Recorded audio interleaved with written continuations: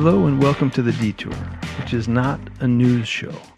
We don't, with The Detour or with anything else Oregon Humanities works on, break the news.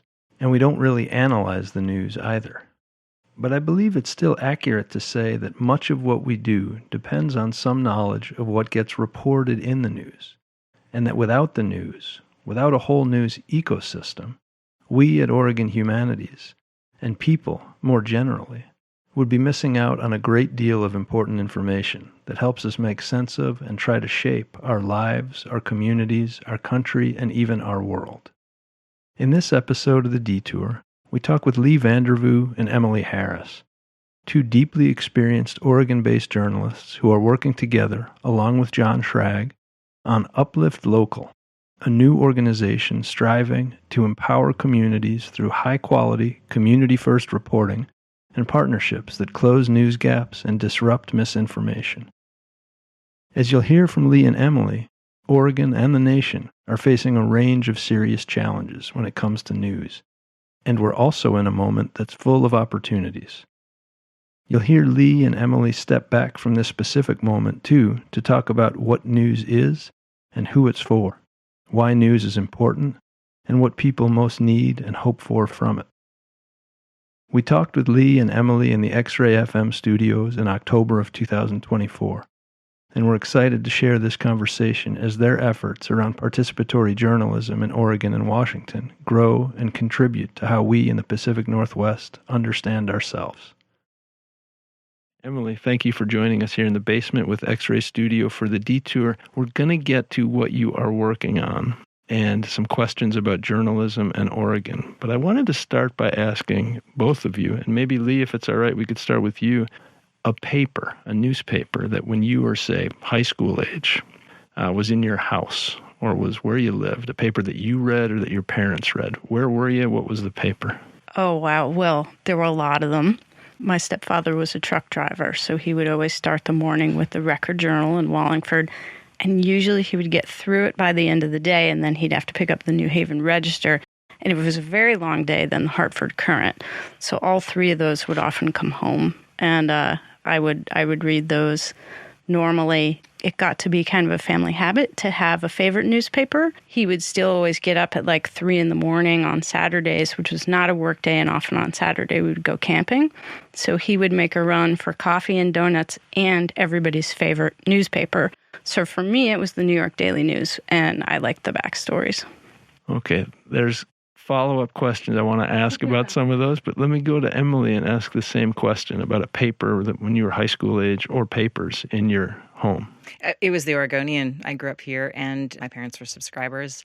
And I actually always loved the comics and the advice columns. I still read advice columns all the time in like any publication. But there were other things lying around because like my dad subscribed to a lot of sort of specialty newsletters that actually came in the mail at that time, like the Institute of Current World Affairs, which would have these young fellows that they would pay to go to countries somewhere else, live there for 2 years, and write dispatches back, sort of on the ground things. And my dad had a strategic way of leaving things he wanted to discuss, like on the breakfast table. And so I did a lot of just like lying around, reading things that were lying around. Yeah.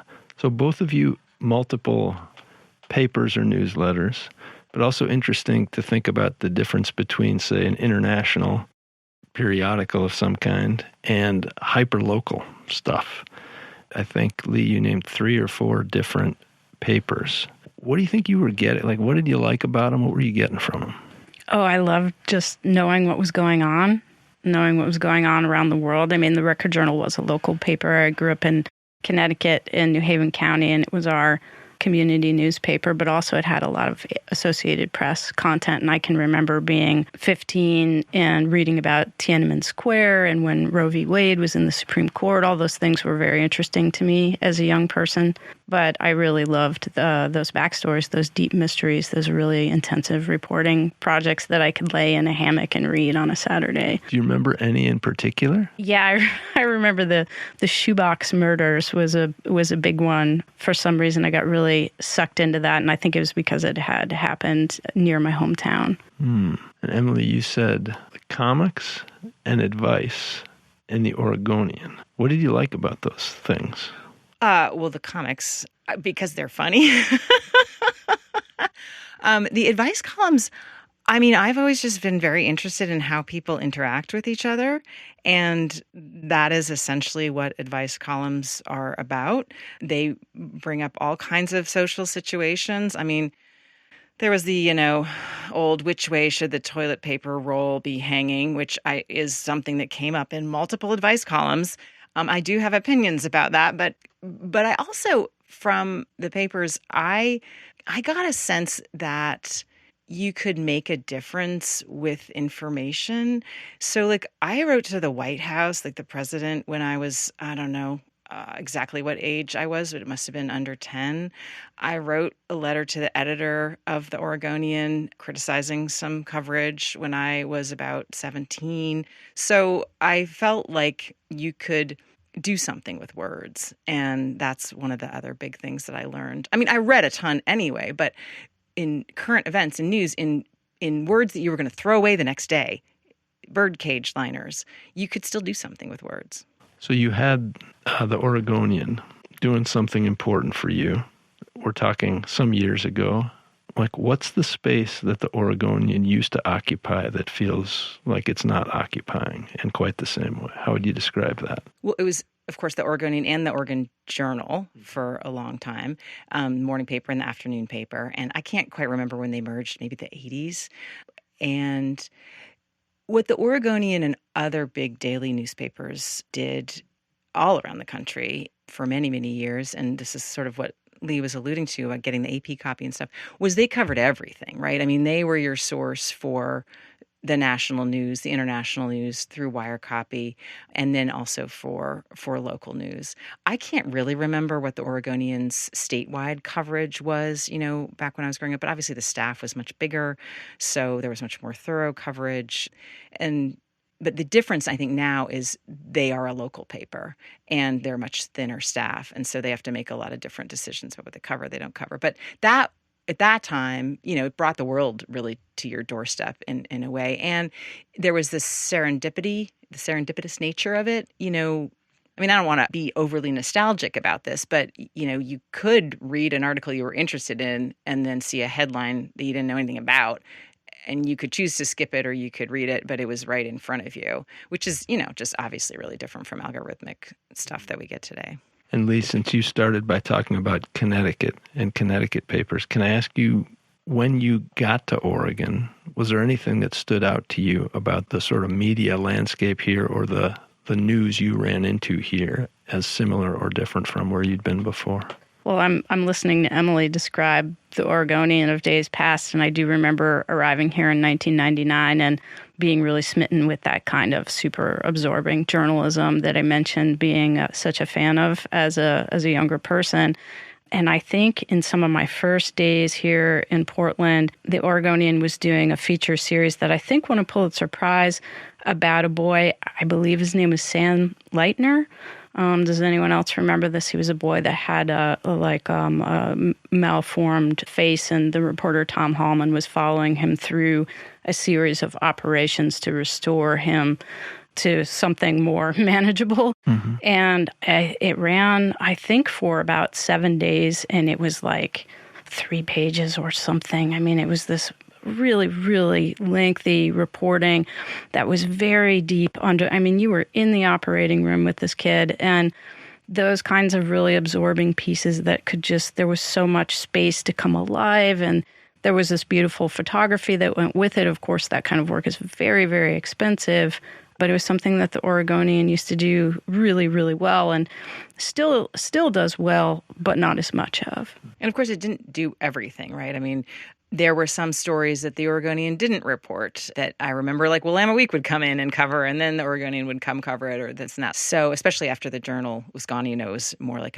one dominant newspaper town. And, that was a shift that at that time was going on all over the country. That was the start of a big newspaper landscape shift. And if we're bringing up to fall of 2024, and this is a lot to ask, but the shift over the last, say, 15 years, how would you characterize top level the shift in the media landscape?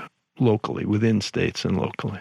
I mean, I would call it both a shutting down and an opening up because, clearly when the classified ads went away, and that affected even alternative weeklies, and when so much, insert and other advertising went away, the budgets went away. And when the budgets went away, then the staff went away. And when the staff went away, then the stories went away because people can't cover everything.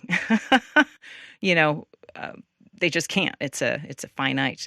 But at the same time, and I think overall, we have like a constricted news landscape than we did before. I mean, you just see that because of staff all over the place and things shutting down. But of course, other things also started.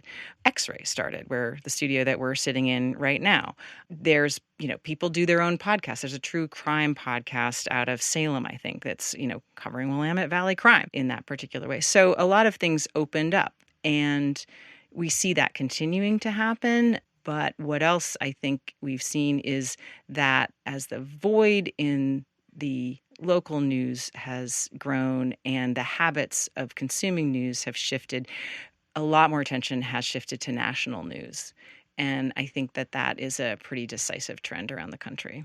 Leigh, what's standing out for you about this story? Well, I think, I agree with everything that Emily has said. And I think also, when we talk about these features of the newspapers that were most noticeable to us in days past, for me, of course, there was always this and for everyone, tremendous undergirding of the work that we appreciated with just the daily bread and butter of the newspaper, which was being out in the community, attending all the meetings, making a record of everything that was happening in civic life all around us. And that, I think, is what has a lot of holes now. I mean, we're essentially witnessing the market failure of newspapers, and newspapers are as old as the Republic. We don't know, as Americans, what happens when we don't have newspapers. I think we're finding out. And at the same time, I'd also echo, Emily's appreciation of the lowering of the barrier to entry, which, if as we get into talking about our work, you'll hear that that's something that we feel is really important. So let's move there, and maybe we can move, and by there I mean to your work, maybe we can move there with one bridge question, which is what's lost when you don't have the daily bread and butter of reporting on meetings and other local stuff? A lot, obviously some situational awareness, to put it very simply, but we know from social science now that this is it's not just an issue of a problem of industry. There is a real relationship between people's ability to see themselves and the world around them reflected in the news and their ability to engage in civic life and trust. People who don't see themselves in the news tend not to show up to public meetings. They may not know or ever meet their elected officials. They very likely don't run for office. They often don't vote. And those issues affect already low-power communities more than they affect communities with power. And so there becomes this disintegration of civic engagement that is really quite pronounced. And in the space where that used to be, you see rising misinformation, increasingly polarized narratives, and just a real shift in how we view ourselves, in our place in the world and our communities. And that is all directly linked to the decline of fact-based information. Yeah, and if you think about, I'm just reflecting on what I said a few minutes ago about how I felt like I could use words to engage with what was going on around me. And that's, I think, exactly a piece of the Swiss cheese, one of the holes in the Swiss cheese of civic life. Mm-hmm. But you talked a minute ago about not only what was closing down, but also what was opening up. And I'm curious about what's lost between those, because it sounds like still there's a lot that's not captured. And if we were to sort of go, here's what was lost, and here are the things opening up, what do you feel like we really need to pay attention to make sure there's opening for that and support for that? I think a big thing that's a really complex problem to first, diagnose, and second, to address is trust. And I mean by that belief that the person who's giving you the information is trustworthy, has your best interests in conveying the information, is accurate, and, sees you in that information. And, journalism doesn't always do it right. Like 100%, it doesn't always do it right. But there are practices that journalism has honed over time, like asking questions that hold people to their promises if they're, people in power, or double checking that what somebody told you can verify another way. Maybe that's somebody else who was at the same meeting. Maybe that's a document, like a report, whatever. And also an interest in correcting things when they're wrong. So there's pieces that journalism has contributed to that whole, creation of trusted information. And there's a lot of things that are affecting trust right now, but without that core piece and even trust in journalism, then I think that's lost. Where do you get your trusted information these days, Leigh? Where do you go for information you trust? Well, I go a lot of places. I think I have the benefit of being a journalist, and so I think that I develop a lot of information that we have great confidence in day to day as we do our work. We've done a tremendous amount of research that is the backbone of the things that we're engaged with every day in our business life. But I mean, of course, the same trusted sources that have always been there are performing as well as they ever have, well, maybe to a lesser degree, right? But what's there is still good, solid information. So I do still read the Oregonian. I do still listen to OPB, read Willamette Week, read Portland Tribune, and also the New York Times. So, I think that there's lots of great trusted information out there. I also read some really interesting new publications that are things that nobody ever imagined in the days when, we had newspapers kind of as our, I hate to use this word, but I'm going to because I can't think of a better one, but the gatekeepers, if you will, of information. And one example that I really like is a publication called Heated. And it's a couple of very young women who are some of the best climate reporters in the country. And they just started a Substack, and it is awesome. And they are people who are, I don't know if they're quite Gen Z. I think so. They're young. And I emphasize that because I think previously there's a barrier to entry there that would have affected their ability to put the information that they really cared about out there. The New York Times historically did a terrible job of covering climate change. Now they do better, but they have a kind of a really ugly history with that subject. And so for two young people to come to journalism with a passion for that particular topic and be able to shape it for an audience that same age and really develop the reporting to a degree that I've never seen climate reporting developed. They're naming names, they're doing deep investigations of the way money moves and some of the most harmful practices in the country. These are still some topics that mainstream, if you will, media won't touch.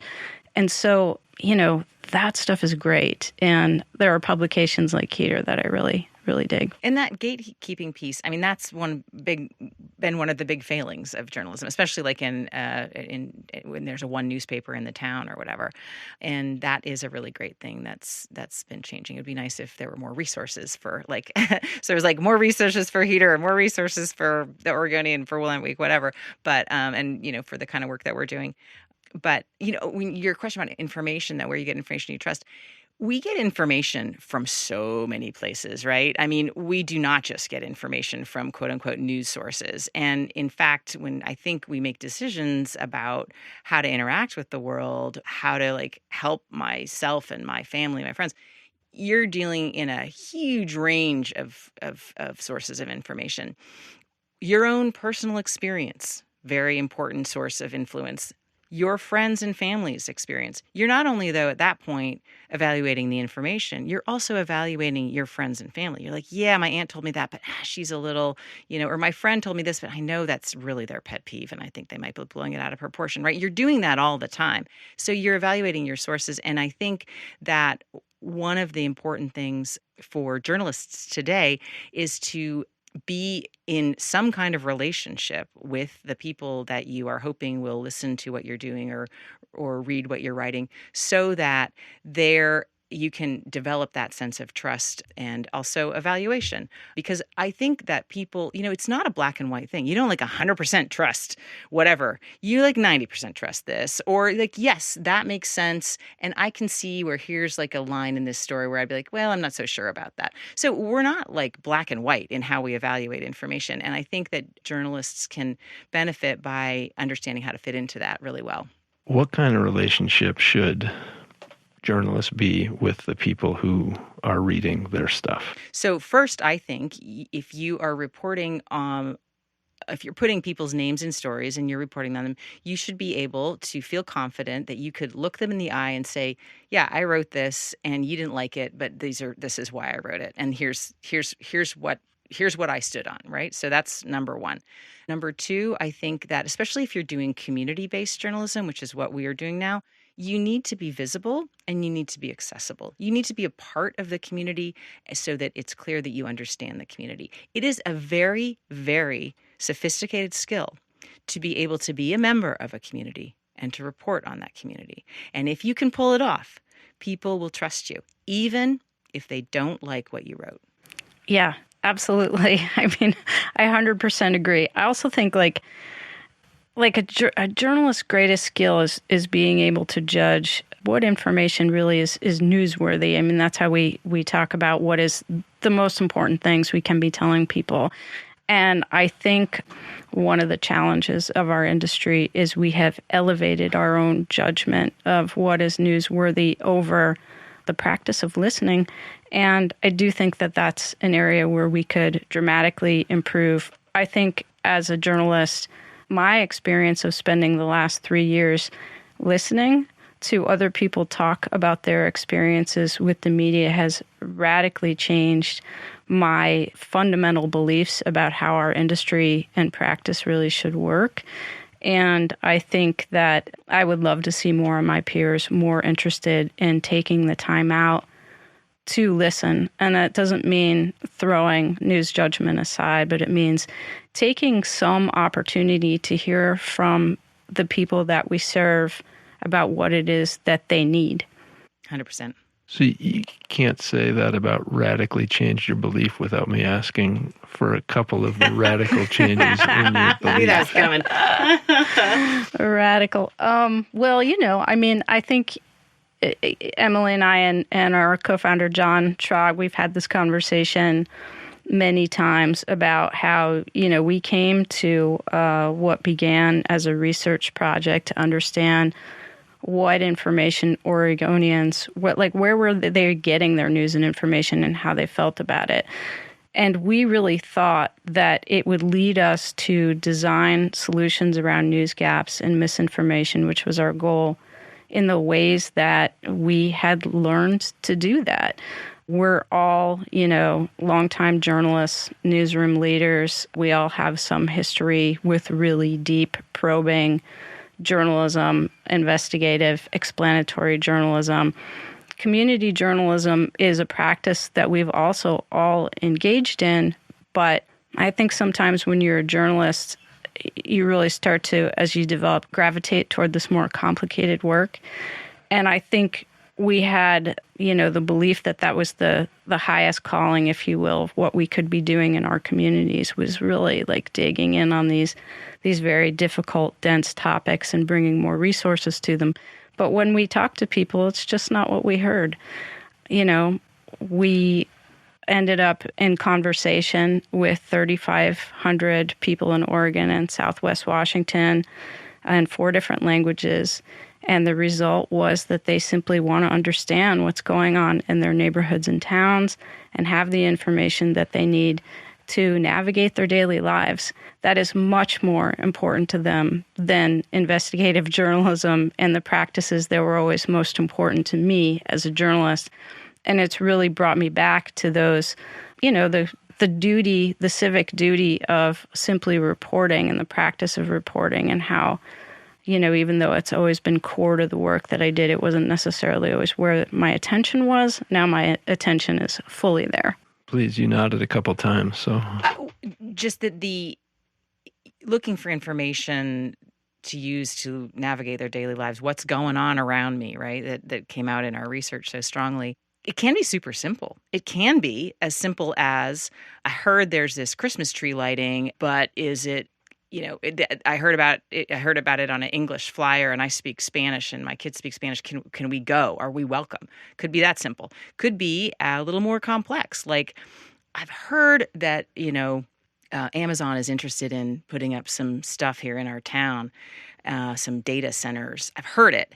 What's really going on? Is that going to impact my water bill? Is that going to impact my property values? So they can be very complex information needs, and they can be very simple information needs. But it's like, what do I need to make sense of the world, make my life better, or make my daily existence, on the upward trend? I think I want to ask just the follow-up to that. What do we need from local news sources to make sense of our daily life? I mean, many, many things, right? Anything that is relevant information that can help you do what you need to do. But there's also, that's like, is the bus running when it's the roads are icy, right? But then there's also more complex things like just opening up your world too, right? Like putting context in. So maybe what you really want to know is, what are my kids doing in third grade, this year? So you could get that obviously from the school, but say you want to read an article about this new social studies curriculum or something like that, because you've got a kid who's going to go into third grade and you want to understand what's going on. But what you didn't know was how different this is, in Wasco County compared to Hood River County. And so that's another piece that somebody whose job it is to ask questions and gather useful information can bring to you. So many, many different things. And I think that, one thing that we determined is we can let the communities decide.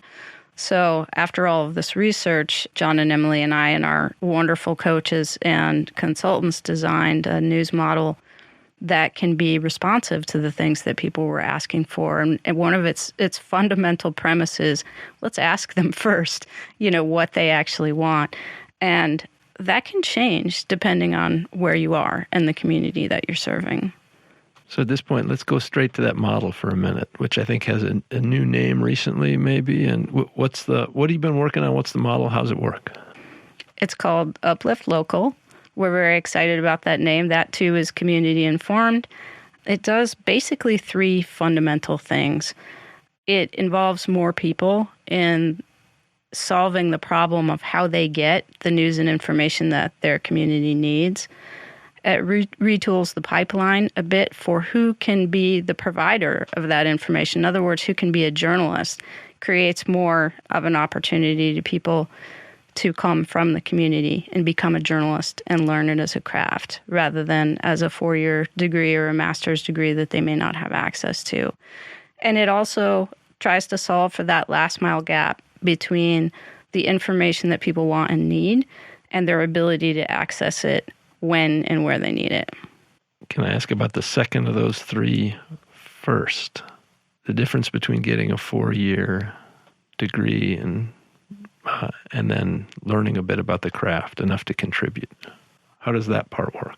So one piece that we're bringing is a Documenters program. Documenters is the name of a program that was started in Chicago. And what it does is it pays people and trains people to go to public meetings that newspapers and radio stations, TV stations either never covered or cannot cover anymore. And this is not journalism. This is going to listen, to start to learn how this works, learn how to take notes. Notes are then fact-checked and edited and consolidated and then shared out in a couple of different ways. both as, like, for example, they're just published for one on the on a website. They're also shared out as more like a story forms in an email newsletter or a text-based newsletter that you would get. And they're also shared with local journalists who are still in those communities, so that stories that need follow-up or that maybe are more complex, or they just couldn't go to the meeting and they needed to know what somebody said. So you're doing that in partnership with local news organizations. But here's what that program does. It is kind of a first step into civic engagement, and then you start to see what it means to be able to say, oh yeah, I was at that meeting, I know what happened. And to also understand over time what else happens that doesn't actually happen in the public meeting.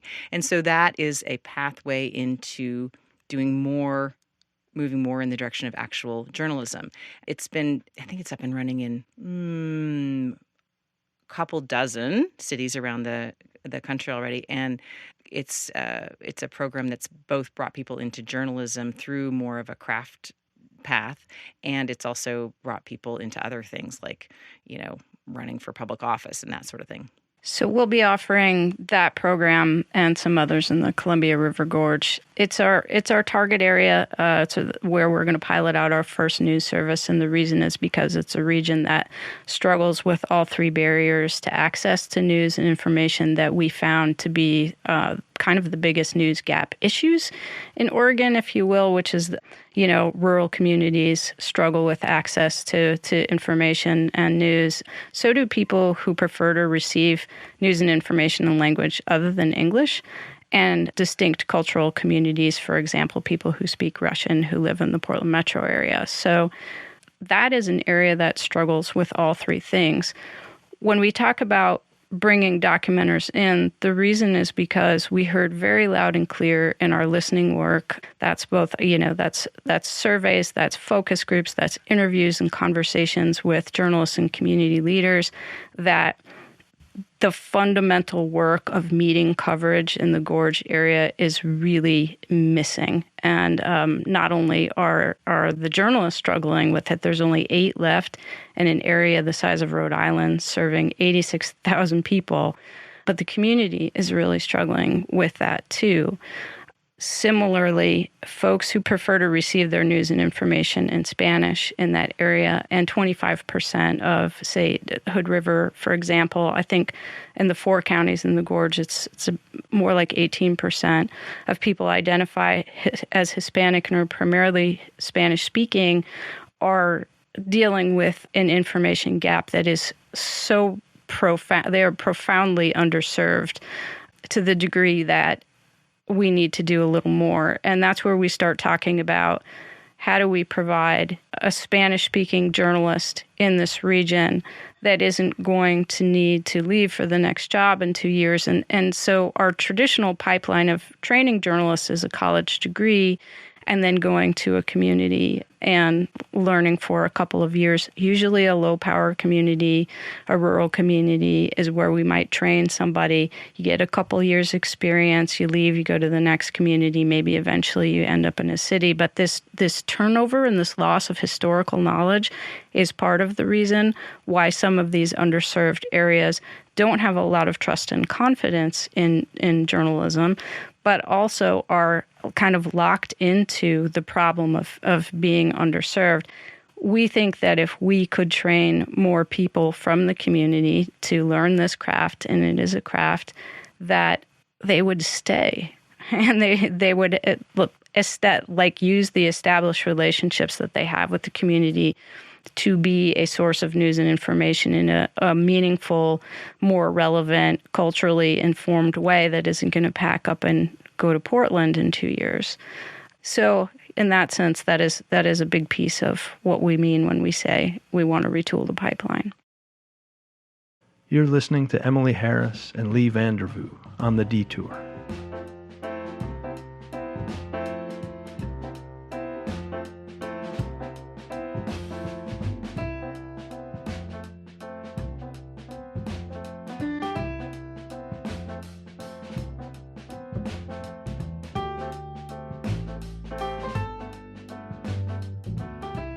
When does that work start?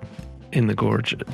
I'm sure it has started in some ways, but and what's the horizon for it? And then let me also tack on to that. 3 questions at once. Yeah, Woo! terrible practice. Other communities and how to think about focus in one place versus opening up to other places. We are aiming to start this early next year. Early might vary a little bit depending on how our fundraising comes together, but we're in a position to start early next year. And ultimately, we envision Uplift Local as a community news service, but a network of community news services. And it's going to look a little bit different in each community because, like Leigh said, the whole point is to figure out, well, what is of interest, what is of desire in this community, and that can include, things that they are interested in knowing more about, and also the platform that they want to get their news on and the language that they want to get their news in. So rollout for the next community, this is going to be a pilot. We don't really have that calendar yet, but we're talking to some other communities. We're feeling our way in different areas. We have a ton of research from around the state, and we're totally open to talking to people at this point, but we don't have a calendar for the next steps. The third part of that question, the horizon, no horizon. We really want to change the way people get news and information in Oregon over the next 10 years or so. Mm-hmm. And what we hope will come out of this first news service in the Gorge is that we can tell people plug and play, like this is what it costs. We can go from community to community that's dealing with the 3 sort of gap issues that I talked about and tell them what it would take and what it would cost them to get something off the ground.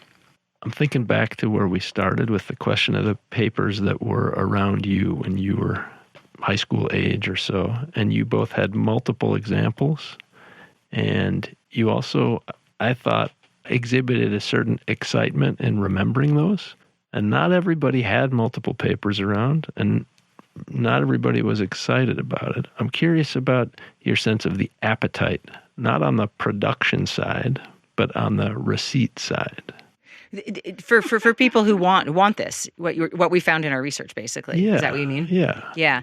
I think Leigh's spoken a lot to like what we found in our research, but what I'm hoping, right? What I'm hoping for when this when we get this up and running is that people have multiple sources of information, like we talked about, and they have a gazillion now, all in one place on their phone, right? But I am hoping and believe that this will happen, that the news service that we're starting for Spanish speakers in the Gorge, it will be a place that it's going to be the app they go to all the time, or the text thread that they're going to all the time, because something's coming up that they need. And then they're going to see that person around town and be like, oh, I know you. You're the person who told me this or did this. And they're going to be excited about being connected to a bunch of people who are sharing the same information, and they know what's going on together, because then they have another common experience. And that is one thing I hope is going to happen in terms of the excitement of receiving. And that,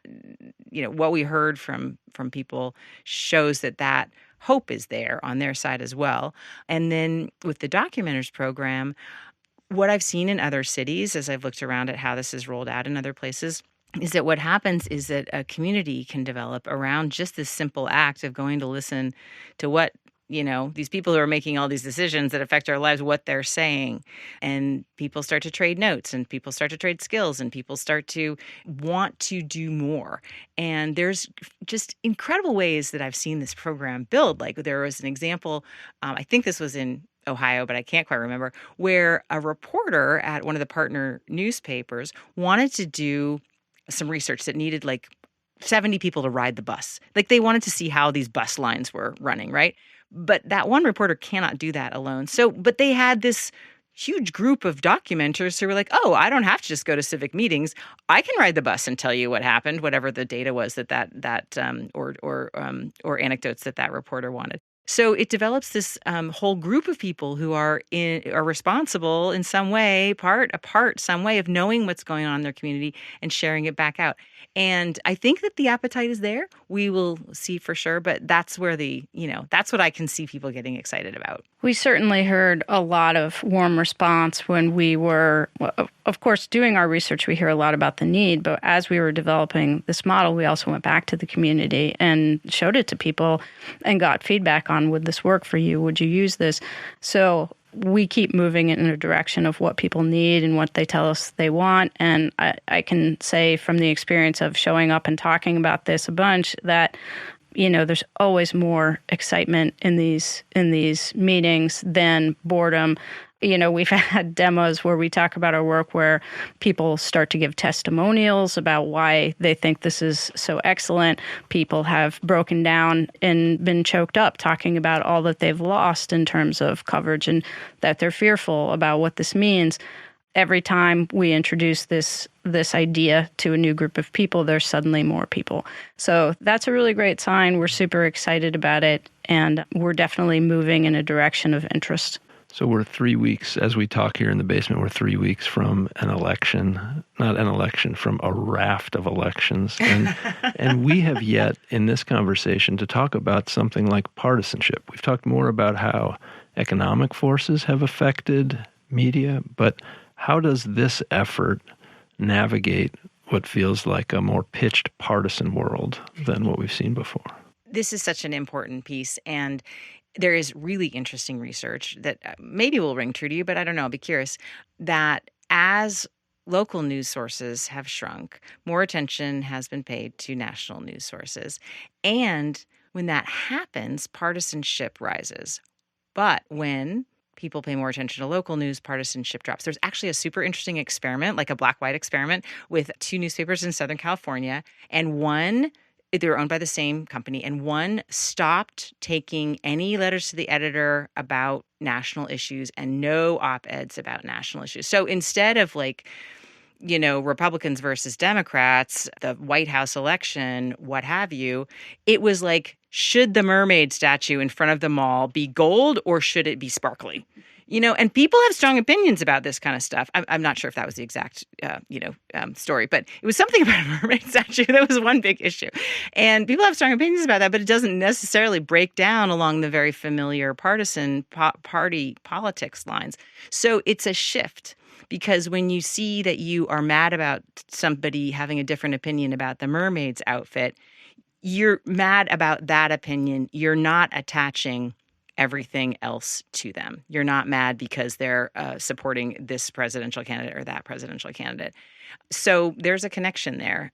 And it's obviously really important when you're building trust in a community to not favor one side or political view over the other, because there's always different opinions in a community. It is also very important to reflect the range of opinions. So there's that's what I'm talking about with these sophisticated skills in community journalism. That's what I'm talking about. You know what, Adam, also, I think that one thing that our research tells us is that we are living with some really interesting myths as Oregonians in that polarization has inflicted upon us. And I'll give you an example. There is, of course, the urban-rural divide. It is forever treated as a blue-red kind of attention. There is, of course, the reality that sometimes urban areas are getting more resources and representation in Oregon, and that's an issue of tension that I think is real, right? But with it is a feeling that we picked up on in talking to people that urban people don't care. And when we talk to rural people, rural people are a marginalized community in Oregon, and they can articulate an issue that was important to them that wasn't covered by the media and how it makes them feel. And they use these words like sad and angry and invisible. And many of them, like a very high percentage, can connect that experience with the inability to affect change in their communities and a lack of responsiveness on the part of government, like isn't solving problems because these things aren't being paid attention to. But when we go and ask urban people if they care about that, overwhelmingly they do. Most urban people want to know what is going on in rural areas in Oregon. They think of rural people as their friends and neighbors. They are interested in these issues. They want more coverage. But because of the availability of resources, which again fall to that urban-rural divide, there is more attention paid to urban interests and areas and a perception that that's who we are as Oregonians. And it's not actually true. And that sort of a finding repeats itself in other areas. For example, that white people don't care about communities of color, also very untrue, but the resource issues drive that perception. I could go on, but I think that these are myths that we're living with because it's partisan noise. And it's what we're left with when we don't have the resources locally to tell the story of who we really are. Mm-hmm. What is most worrying you as you look to getting this started in the Gorge? Oh, man, I mean, just all the regular worries, right? I mean, I got to plan some parties. I'm not a party planner. What are you planning parties for? What do you mean? I'm planning a series of events to basically introduce Uplift Local to folks in the Gorge. We've been out there talking to a lot of people, so a lot of people are already familiar, but this is going to be an introduction to what specifically we're planning. Also a chance to give some more feedback because this I don't expect that exactly the news model we start with is going to be the news model that we're doing, 2 years from now. But it's a chance to figure out how people can get involved in the documenters program. We're going to be talking about the hires that we're going to be doing. And so that's, we're going to have events in all of the 4 counties that we're planning to serve, which is Skamania, Klickitat, Wasco, and Hood River. So 2 on each side of the river. Yeah, those are my big party events.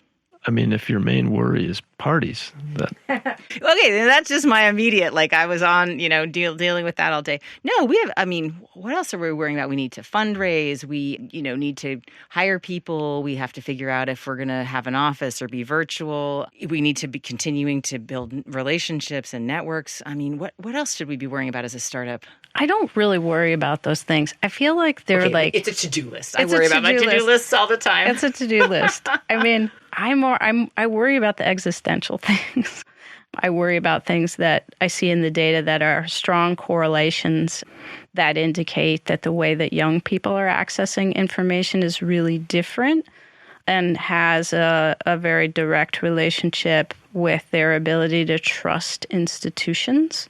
That came out big, yeah. It came up very big. I mean, basically in one of our experiments, we established a strong correlation between people's relationship with local news and their ability to trust what was going on around them.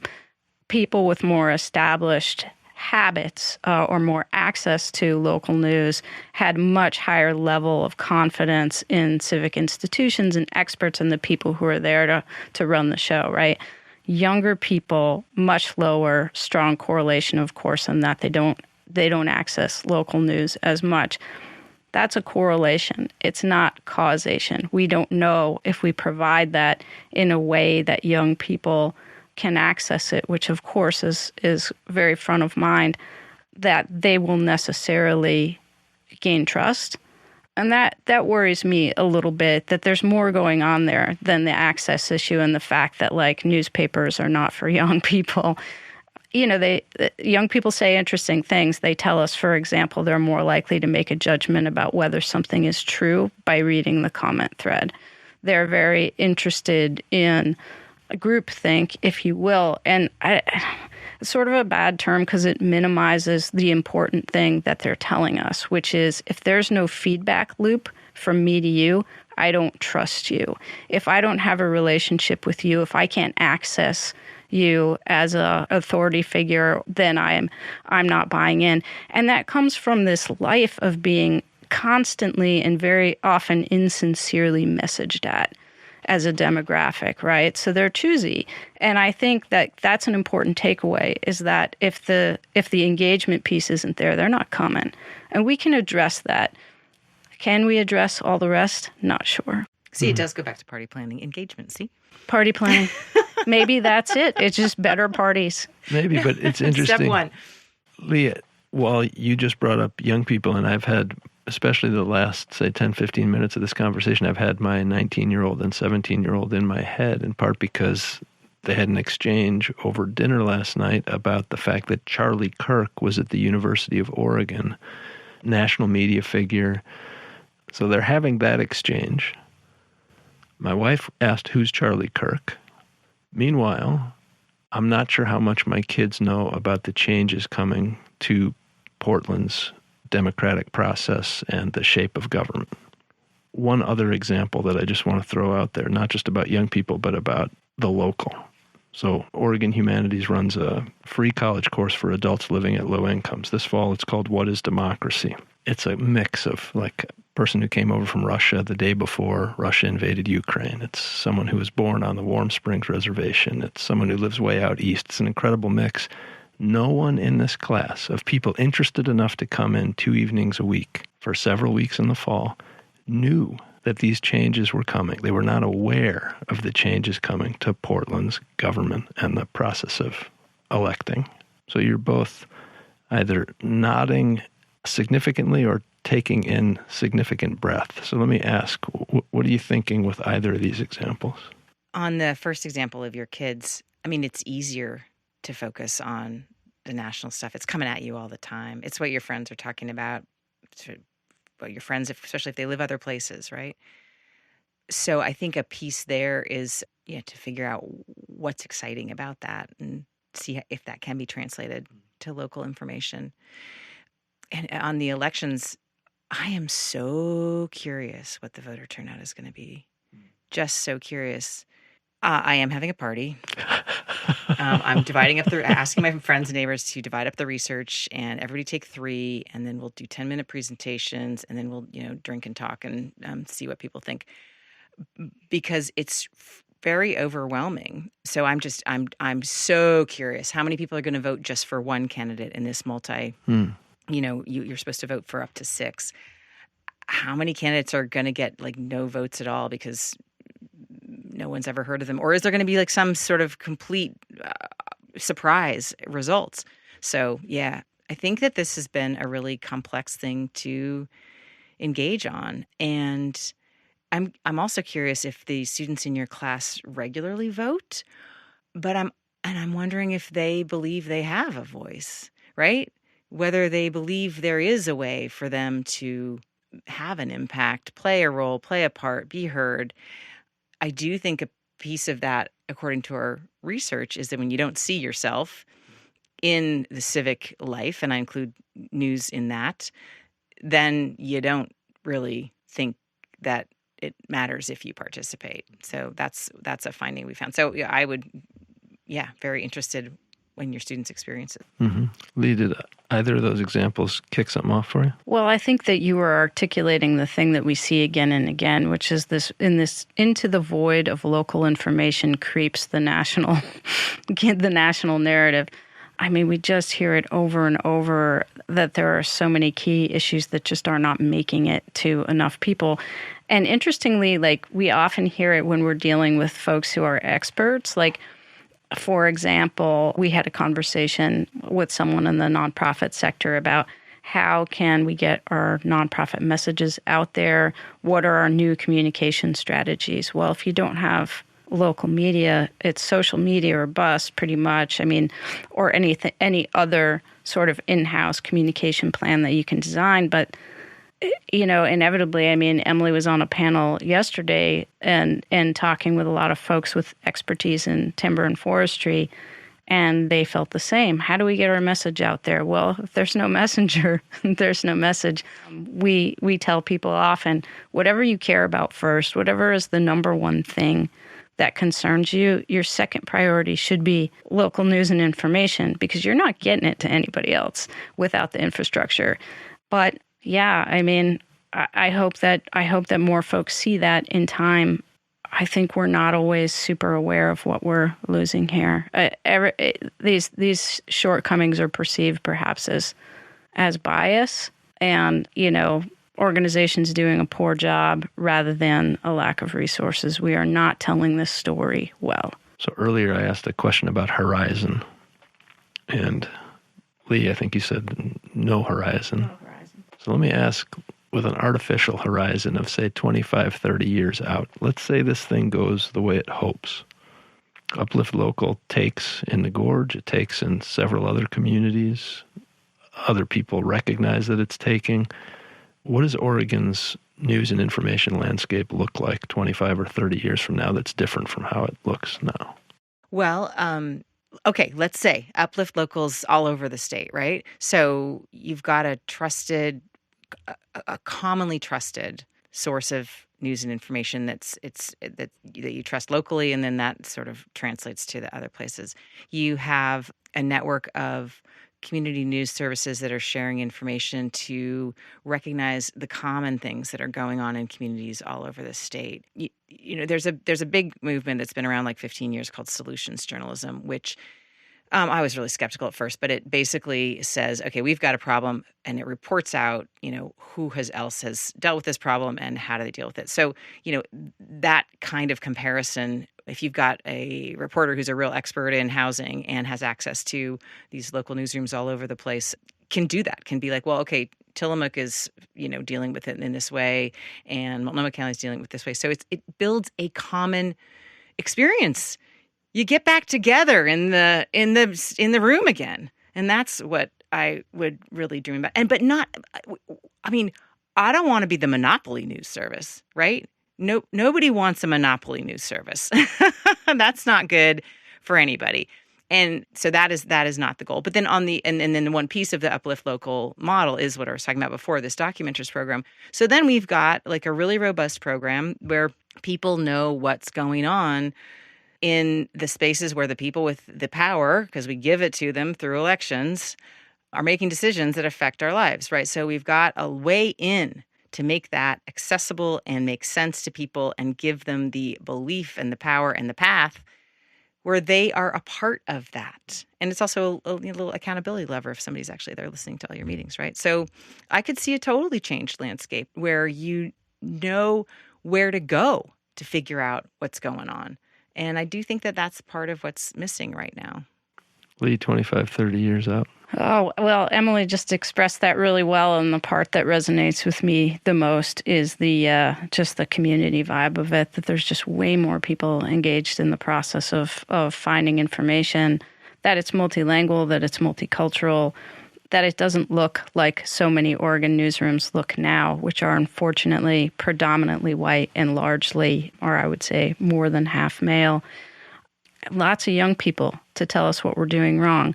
Like, I kind of look forward to democratizing this process, involving more people in it, and having new ideas coming at us all the time. I think that we can, what we've designed here is something very unique, and it can be more so, and there's no reason to stop or get fixed in our views about how we're going to do this. And to Emily's point, definitely proceeding with the do no harm ethos. We have zero interest in displacing other existing media, and to the extent that what we're doing can provide supports through partnerships, we are all about that. We're happy and proud that all of the existing media organizations in the Gorge will be launching have expressed interest in being partners, and we're working on formalizing all of that. But we know that what we're going to be doing with Documenters is supportive for them, and we want that everywhere else we go. So you're a couple or a few years into this project, and as we wind down this conversation, I think I want to ask as a last question, like, what's a question that you have in this effort? Maybe it's when you go to sleep at night, maybe it's in between meetings. Is there a persistent question that's coming up for you? Yeah, for me, it's like, what do I get to learn next? This has been so exciting, like to do all this research and to learn all this stuff and to try something new. And so, yeah, it's not keeping me up at night, but it's just getting me out of bed every morning.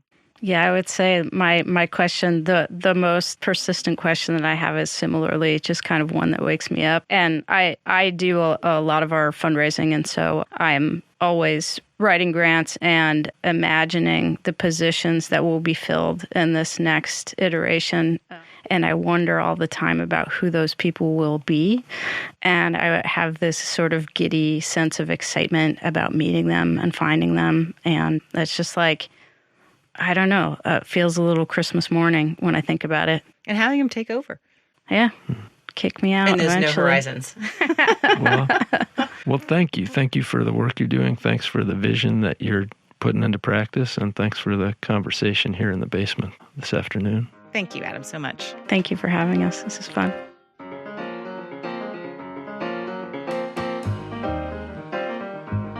Emily Harris and Leigh Vandervoo are Oregon-based, award-winning journalists with local, national, and international experience. They're working together on Uplift Local.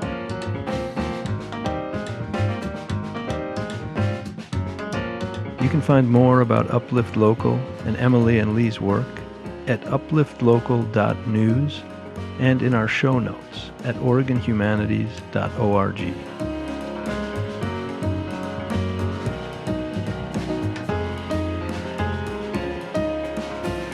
The Detour is produced by Kieran Bond. Kyle Gilmer is our podcast audio engineer and editor. Ben Waterhouse, Karina Brisky, and Alexandra Sylvester are our assistant producers. I'm Adam Davis. Thanks for listening. See you next time.